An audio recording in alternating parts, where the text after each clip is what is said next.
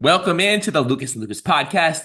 Lucas Frankel alongside Mike Lucas. And once again, it is the same old New York Jets. They have fired general manager Joe Douglas. This after already firing Robert Saleh. Apparently, there was a wild article from the Diana Rossini from The Athletic just showing how Woody Johnson has continued to interject and chiming in and weighing in and making unilateral decisions. And this just goes to show you, Mike. I'll get into Joe Douglas in a second, but my first point is about Woody Johnson. The Jets, not that they were, maybe, here's the point. The Jets will win nothing as long as Woody Johnson's the owner of their team. As long as the Johnson family owns the team, Christopher, Woody, it doesn't matter. This guy should leave the football decisions to the football people.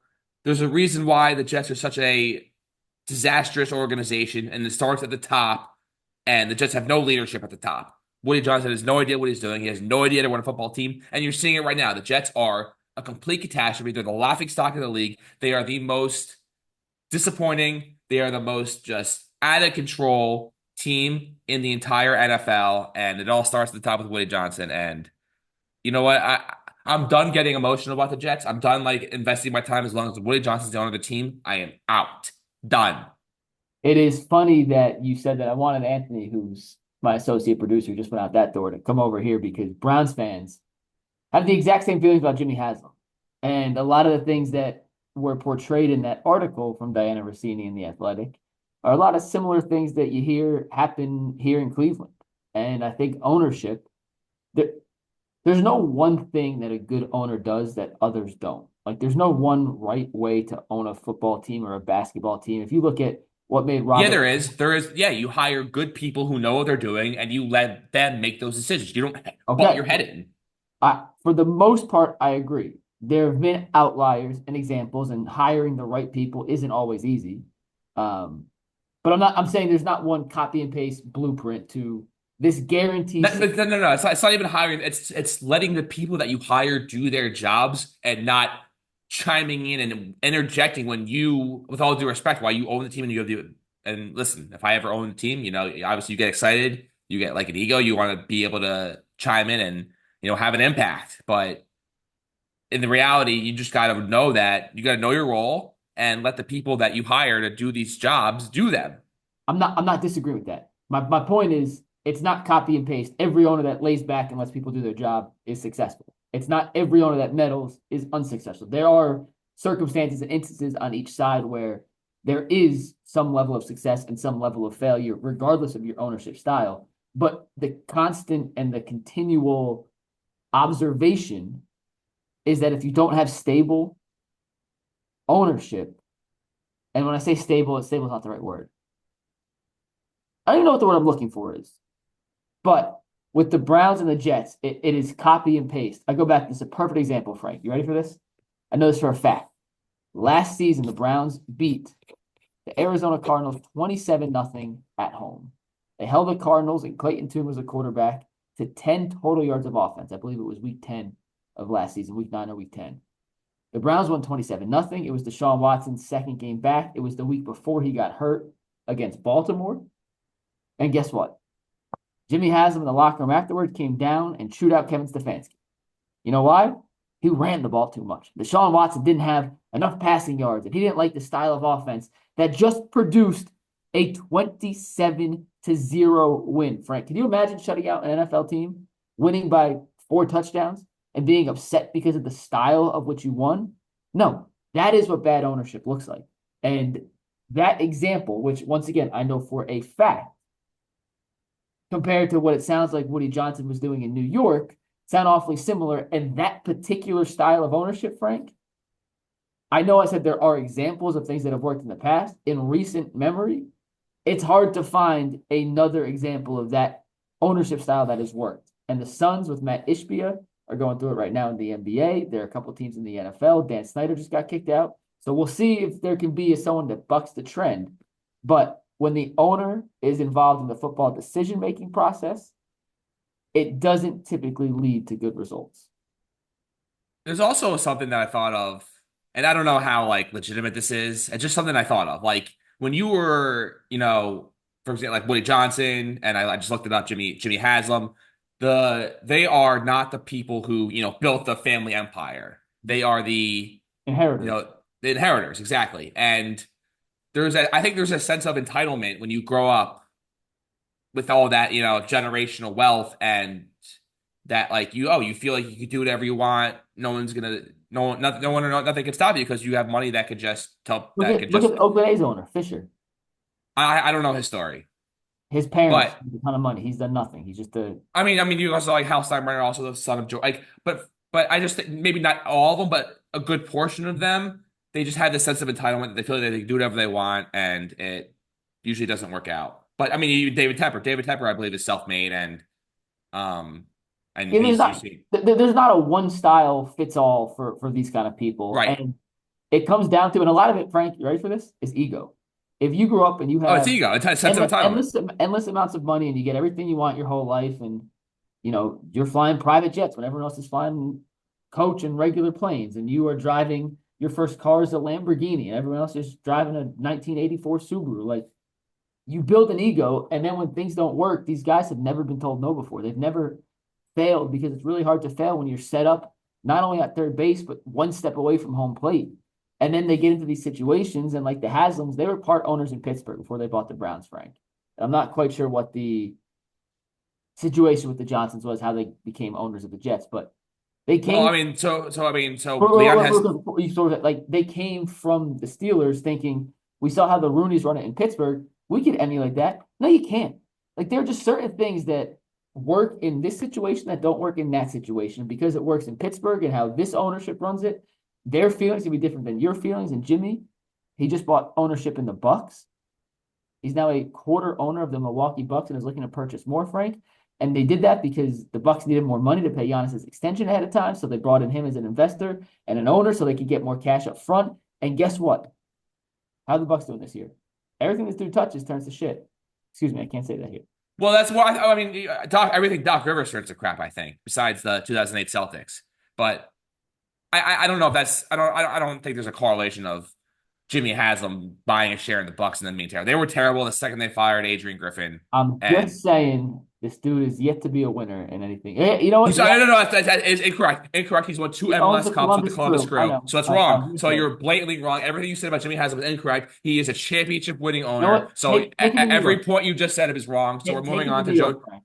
We're Take me. moving on to Joe Douglas, who I believe is a good general manager. But here's the reason why Joe Douglas is no longer employed: because he hitched his wagon to Zach Wilson and a washed up Aaron Rodgers. And when you don't have a quarterback, you're not going to win games. I Yep. believe Joe Douglas failed Robert Saleh. I still believe Robert Saleh is a good coach. And you're seeing, like, since the Jets got rid of Robert Saleh, they were, because I feel like since they fired Saleh, everything has just completely just fallen off a cliff. He was like maybe the glue that was holding that defense and that team together. And he was gone, like everything just completely just fell apart. But Joe Douglas, listen, he made some unbelievable draft moves, getting Breece Hall, Quentin Williams, Garrett Wilson. Sauce Gardner. He was really good drafting. Jermaine Johnson.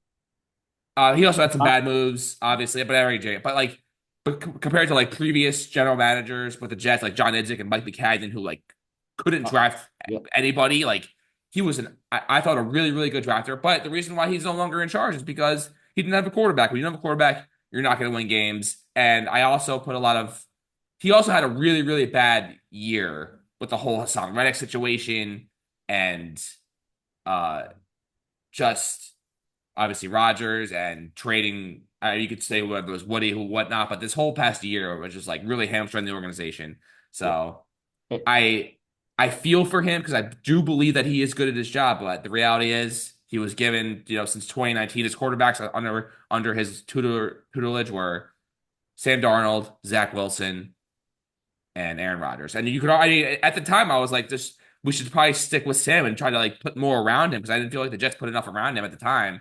And I guess I'm getting a little vindication right now, but Yeah. If you don't have a quarterback, you have nothing. And when you swing and miss twice at the quarterback position, whether or not the rest of the moves you've made are right or wrong, I don't think you deserve a chance to get a third swing at a quarterback. And Joe Douglas, I think, will get a job. His drafting record speaks for itself, Frank. I mean, the list goes on and on. You named 6 or 7 guys. It could be 12, 15 before you get to a guy, you're like, that was a total whiff. No one's perfect. They have missed on picks before, but every GM does. And not to make everything New York to Cleveland, but Andrew Berry is on the hot seat and very well could get fired this offseason. You know why? Because he swung and missed on Deshaun Watson. And if you swing and miss on a quarterback and you push all your chips in on the table for a guy, whether or not it's your decision or the owner's decision, you become the fall guy. You can't fire the owner. You can fire the GM. And similarly to how Joe Douglas was pushed out in this situation, it could be a pretty similar thing happening in Cleveland this summer. Well, we're talking about the Browns. We're talking about the Jets. And this tweet from this guy Sam Block, who I've never heard of, but it got 4.6 million impressions on X.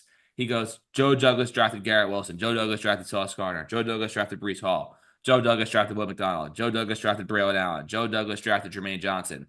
Joe Douglas drafted Michael Carter II, and the Jets just fired him. It's like, dude, like if you miss on a quarterback though, it doesn't like matter. you can't say, but he drafted Zach Wilson too. Right, and you can't make that statement, Sam Block. I don't know who you are.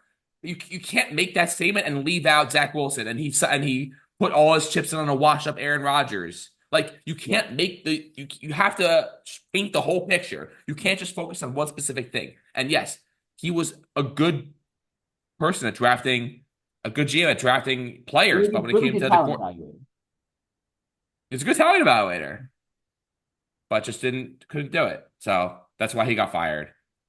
Just added to the list of like disappointments in my life. The Nets with Durant and Harden, the Jets with Aaron Rodgers. It just add to the list. Just can't have nice things in life. It is what it is. But it's going to be interesting to see the Jets offseason this year because new coach, new GM, and there's no chance in hell Rodgers is the quarterback of the Jets next year. But you don't think there's any chance he's back next year? No, zero. He is so done. And I talked about this with a former NFL player. I said, I wonder if that surgery they had on his Achilles, because he didn't have like the normal fully repair. He had like the workaround. So, which heals it, but not necessarily as completely as the other way does. And you're seeing it now. Rodgers, like he can't step in it. I don't know. He can't step in any throws. He doesn't like let it go. Every single throw is like a quick, like little bubble screen to Devontae or Garrett. He doesn't throw anything down the field. I watched a highlight clip of Rodgers just to like remind myself what he used to look like with the Packers. And he was like rolling out on the run, chucking it down the field. You're not seeing that at all right now. And I know that, he's not 100%, but I just truly believe that he is so washed. He's got nothing left in the tank. And it'd be his best interest to stop, preserve his legacy as much as he can and just let it go, man. Let it go. Aaron Rodgers, during his peak years in Green Bay, had maybe the best arm I've ever seen in football. Like in the history of watching the game, the effortlessness. He was able to put a ball on the money 40 yards downfield, running left, rolling right, touch, strength, accuracy. It was incredible. And you watch him now, and he's checked down Charlie. And even when he tries to amp it up, 15 yards, yeah, he can still throw exactly where he needs to. But anything more than that, I didn't think of the Achilles injury as being the reason why. I just thought maybe it was age. But you're right, he doesn't step into throws the same way, Frank, and he doesn't have that elite arm drive that he once did that helped separate him from the really good quarterbacks to like the all-time greats. Because if you would told me before the season, or that like the Jets would have Garrett Wilson, Devontae Adams, Breece Hall, I'd be like, oh my God. And Braylon Allen would be a really good rookie running back. And I'd be like, they should be like at least at near the top of like the league in scoring. Like that is like if he had that talent in Green Bay, like they would have been a dynasty. But the reality is he's just washed. And whether a complete Achilles surgery would have fixed that, I'm not a doctor. I can't speak to that. But obviously, when you're that age and you get an injury as devastating as a torn Achilles, not every athlete, even the young ones, come back from a torn Achilles. So it's hard to say. So I can't just say, oh, he would have gotten a normal surgery. He'd look like 2010 Aaron Rodgers again. That's just not fair. Who is your dream quarterback for the Jets next season? Like, realistic. Like, you can't say Patrick Mahomes. By the way, speaking of Mahomes, so we had a little debate on Monday in the office about like if you're starting a franchise, you could choose one player. Who would you choose? And in my opinion, there's no other option other than Mahomes. People trying to argue for Josh Allen and Lamar Jackson. No. Like there are things that they do better than Mahomes. Like I don't know, they're faster, but that's pretty much it. Like Mahomes is in my opinion the second best football player I've ever seen behind Brady. Yeah, Mahomes is not close. Look at his playoff record. Look at his Super Bowl record. I just can't believe that people are actually trying to make an argument for anybody else. It's Well, like if you want to make the case here, real quick, we'll do this real quick. Lamar hasn't proven anything in the playoffs yet. He's been a completely mediocre, baseline average to below average playoff quarterback. His regular season numbers do not translate over. That's the knock on him. Josh Allen's incredible. Incredible. He's yet to beat Mahomes in the biggest stage in the playoffs, despite playing well at times. I don't think you can take him over. If you want to make the case for Burrow, I love Burrow, but I'm still taking Mahomes. Why? Because he plays his best on the biggest stages and finds ways to win in ways that I just don't think Burrow has shown as consistently. So it's Mahomes. It's Mahomes. Mahomes is the best at masking problems. Yeah. Burrow's great. Burrow, in my opinion, my top quarterbacks in the NFL right now, I'd probably go Mahomes number one. I take Burrow number two. I just trust him more than I trust Josh Allen. Josh Allen's third, and Lamar's fourth. Those are my top four. I think I have the exact same order for you. I go Mahomes in his tier of his own, and then 2, 3, 4. If someone likes a personal preference of stylistic quarterback more than the other, I'll hear any argument for those three as 2, 3, 4 in any order. So I thought a lot about who I want to be the quarterback of the Jets next year. I don't I don't think it's going to be Shador. Like other like options would be like Justin Fields. Like I don't think he's going to really change anything. I thought about Jameis Winston. I don't think he's going to do it. I I don't know. I don't know if it really matters anyway. Like it's going to be a long time before the Jets are, or maybe not be, or I don't know. I don't even know where to begin. Like Shador, I love Shador. I just don't think he would want to play for the Jets. I think he's just going to go to the Cowboys. I think Dion's going to like. I think Dion's going to force Shador to go to the Cowboys. He's going to like make it or Las Vegas, excuse me. or one of the one of those two teams. Uh, After that, like, even though I would take Sam Darnold back, but that's not like my dream.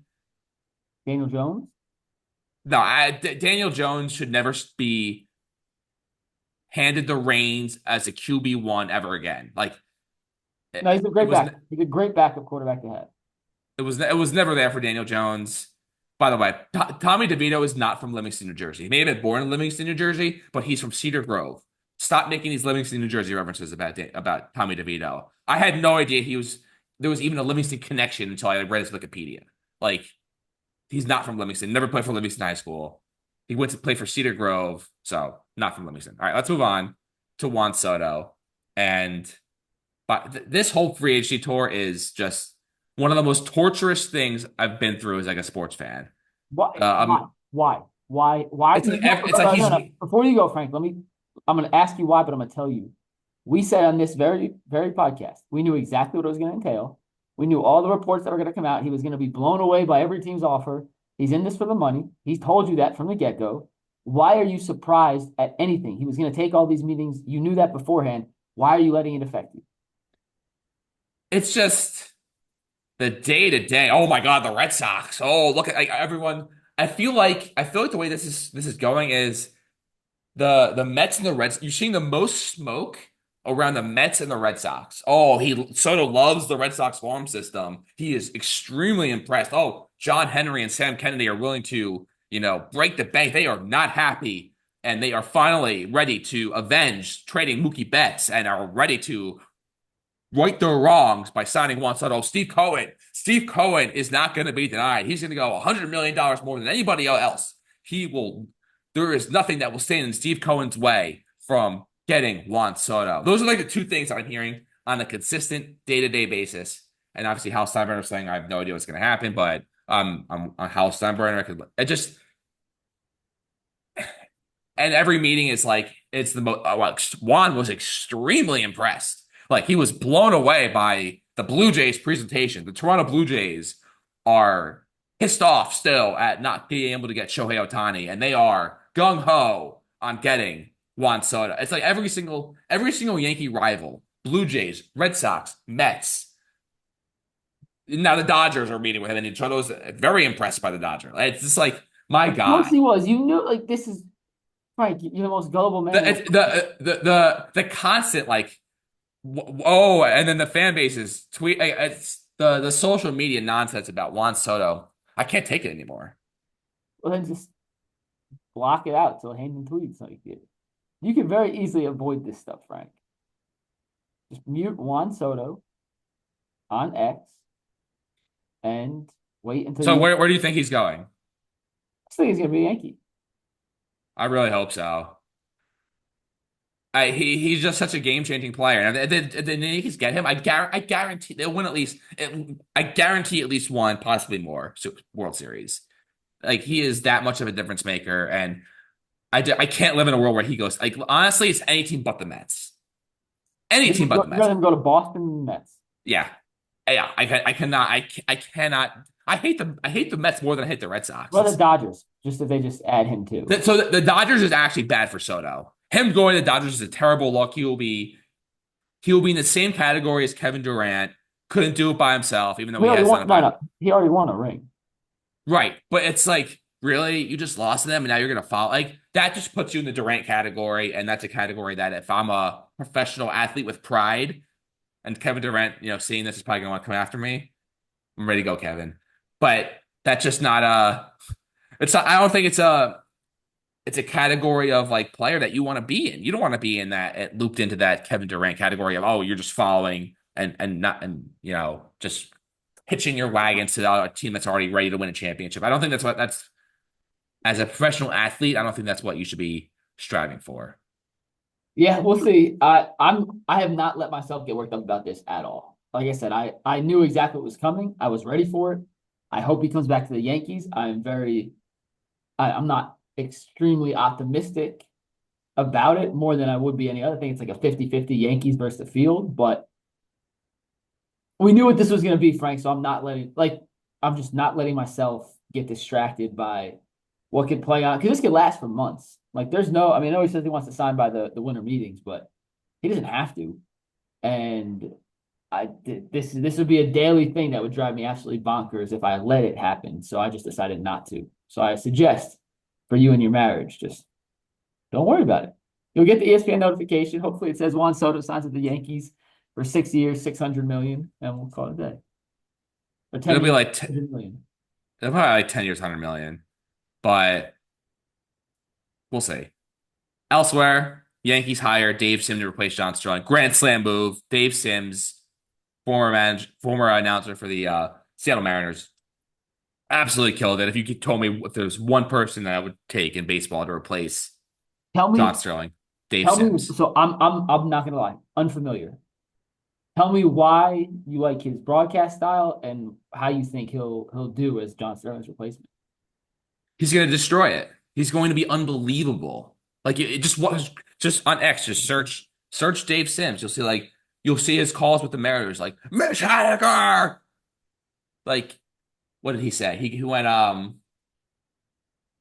forget what he said, but it was like it's just so when there's a big moment, he like knows how he's in my opinion, he's like the best. He might be the best announcer period in all of baseball. Big praise. Did you know him before you searched? Like, were you familiar with him Oh yeah. before? Oh yeah. As soon as I saw his name thrown in the ring, I was like, "Oh my God, Dave Sims." What oh Mitch Haniger, what a night. What a night. Like it just he really knows how to like get you going. But we'll see how he does. Before we two other things we gotta get to. Mike Tyson-Jake Paul. Did you watch it? I I watched as much as I could before my Netflix would start buffering. Right. Yeah, I So didn't watch it. I watched it back again just because I wanted to make sure I didn't miss anything between the buffers. And guess what? I didn't. Not at all. Not one punch. so Very like really thrown. so once you saw Mike Tyson come out with a brace on his It was knee, I over. was Yeah. like, all right, then he's got no chance. But I got a little excited in the first round. I was like, okay, I saw him like move a little bit. I was like, maybe he's got a little something going. But I think Jake Paul came to the conclusion. All right, Tyson is like he's vulnerable. Like I cannot like Jake Paul could have killed Mike Tyson in the ring. I actually respect him for not, but at the same time, y'all agreed to get in a ring for millions and millions and millions and millions of people. Like on the one hand, from a humanity standpoint, I get it. From a lot of people tuning in and paid a lot of money to be there to see a real boxing match, it felt like a farce. And that's kind of what upset me. Mike Tyson was not physically capable of lasting in a ring for that long. And we I think, did. well, had Jake Paul actually came after him. And I think I let myself believe that maybe he had something left. And he clearly, evidently, clear as day did not. that first round was fun, Frank, and then he was as gassed as you after running a marathon. Like it just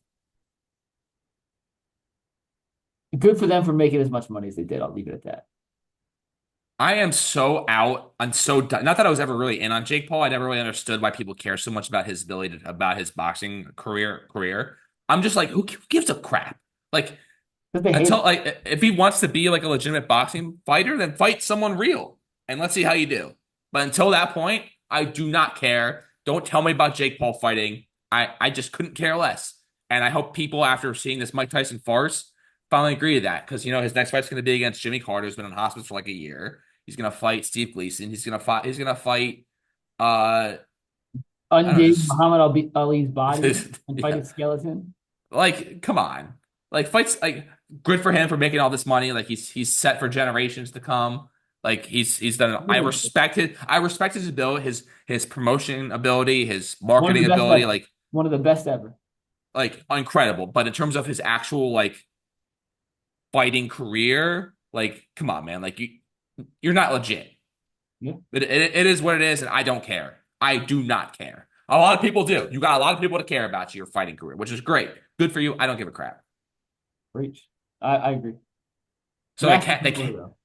The Cavs, after losing, got back on track, and all that loss was to the Celtics on Tuesday night was a small blemish on what's going to be a special season in Cleveland. 16-1, and there's nothing that's going to stop them. Either playing Oh yeah, incredible. and Ty Jerome is the next incarnation of Magic Johnson. He's he's legit playing out of his mind right now, Frank. He's shooting 61% from the floor and 55 from three, which is just absurd.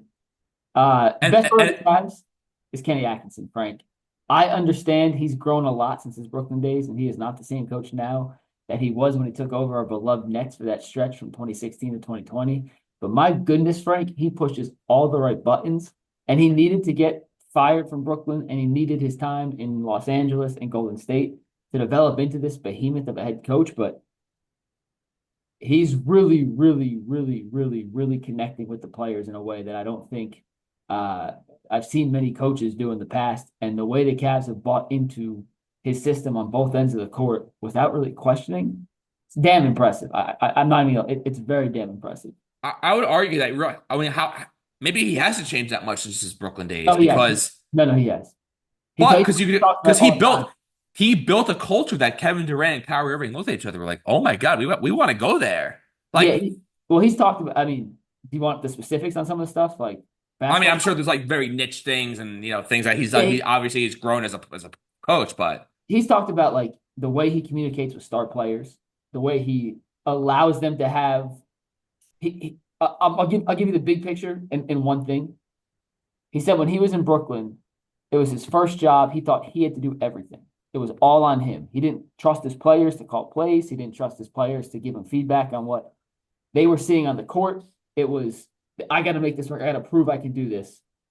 Now, after seeing how Ty Lue and Steve Kerr handled it and seeing what didn't go right in Brooklyn, he is now allowing his players to provide feedback, and it's more of a collaboration than a dictatorship. And that is the simplest way to describe kind of his big change over the last 4 years. And it's all working. right. I mean, it's still so early, and like you're seeing the comparisons to like the 16 war. Like, I still think the Celtics are the top dogs in the East, and we'll see how the season plays out. But to keep up, I just don't know how realistic it is for them to keep up this pace of winning all year long. That's a really huge ask. So we'll see. We'll Let me see ask how you it plays this. out. We did this on the show the other day. At 16-1, can they catch the Warriors and win 73 games this year? Absolutely not. I No agree. chance. We all agree. I was just curious what you thought.